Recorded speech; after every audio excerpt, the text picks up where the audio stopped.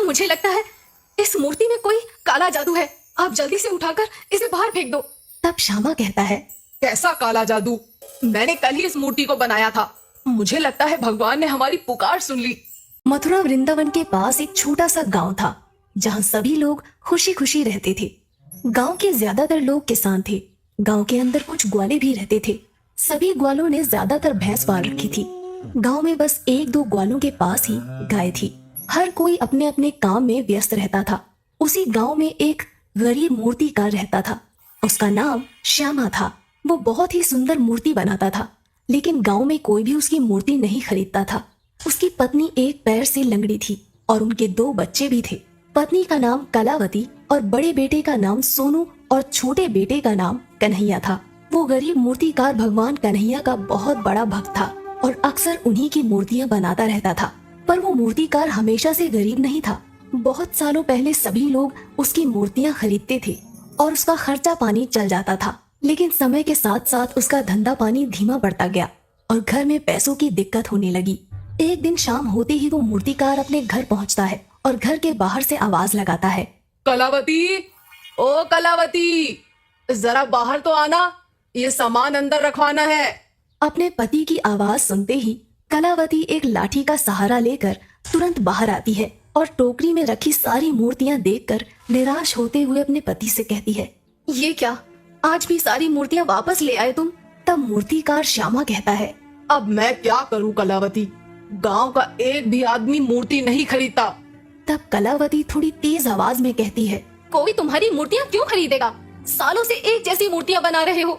वही राधा कृष्ण की मूर्तियां, कभी तो नए जमाने की मूर्तियां बनाया करो। जमाना बदल रहा है। इतना सुनते ही श्यामा नाराज हो जाता है और कहता है, देखो कलावती, तुम मुझे चाहे जो कुछ भी कह लो, लेकिन मेरे राधा कृष्ण को कुछ मत कहना।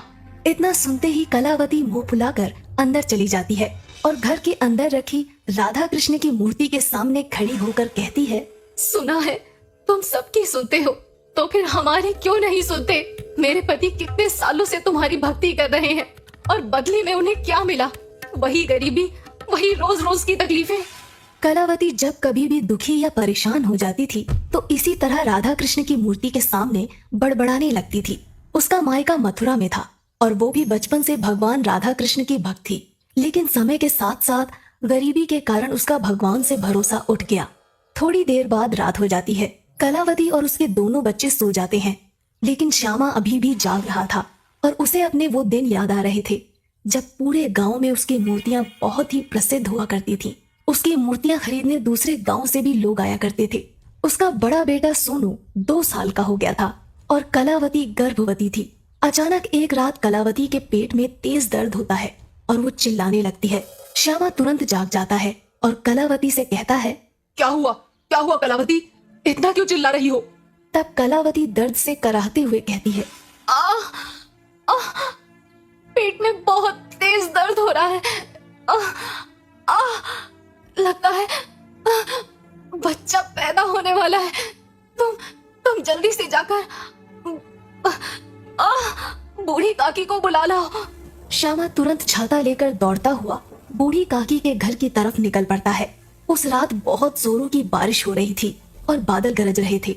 जैसे तैसे करके श्यामा बूढ़ी काकी के घर पहुंच जाता है और दरवाजे पर लगी कुंडी खड़काने लगता है। काकी, ओ काकी, अरे जल्दी दरवाजा खोलो, कलावती के पेट में बहुत तेज दर्द हो रहा है।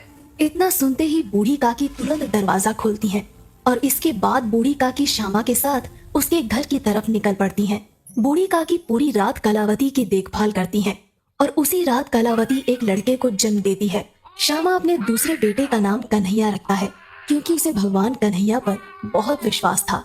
धीरे धीरे समय बीतता गया और उसके दोनों बेटे बड़े होने लगे, लेकिन मूर्ति बेचने का धंधा धीमा पड़ता गया और कुछ सालों बाद घर में गरीबी ने दस्तक दे दी।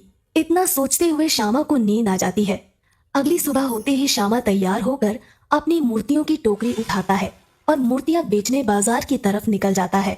मूर्तियां ले लो, मूर्तियां, सुंदर सुंदर मूर्तियां, भगवान राधा कृष्ण की मूर्तियां ले लो। रास्ते में एक ग्वाला श्याम से कहता है, अरे ओ श्यामा भैया, कुछ दिनों बाद जन्माष्टमी आने वाली है और इस बार मैं जन्माष्टमी पर एक बहुत बड़ी पूजा करने वाला हूँ और मुझे राधा कृष्ण की कुछ अच्छी अच्छी मूर्तियाँ खरीदनी है। तब श्यामा कहता है, अरे बिल्कुल दूध वाले भैया, वैसे तो मैंने बहुत सारी राधा कृष्ण की मूर्तियाँ बना रखी हैं, लेकिन मैं आपके लिए बहुत सुंदर सुंदर मूर्तियाँ बना दूंगा। इसके बाद श्यामा बाजार में पहुंच जाता है। थोड़ी देर में उसकी 3-4 मूर्तियां बिक जाती हैं और वो कन्हैया का शुक्रिया करते हुए कहता है, मुझे अपने कान्हा पर पूरा भरोसा है, वो कभी मुझे भूखा नहीं सोने देगा। शाम होते ही श्यामा वापस अपने घर आ जाता है और खुशी से अपनी पत्नी कलावती से कहता है, मैंने कहा था ना कि कृष्ण कन्हैया हमें कभी भूखा नहीं सुलाएगा। आज 3-4 मूर्तियां भी बिक गई और एक ग्वाले ने कुछ नई मूर्तियां बनाने के लिए कहा है।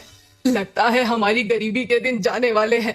तब कलावती प्रसन्न होकर कहती है, इतना खुश होने की कोई जरूरत नहीं है, जाकर हाथ मुंह धो लो, मैंने खाना लगा दिया है।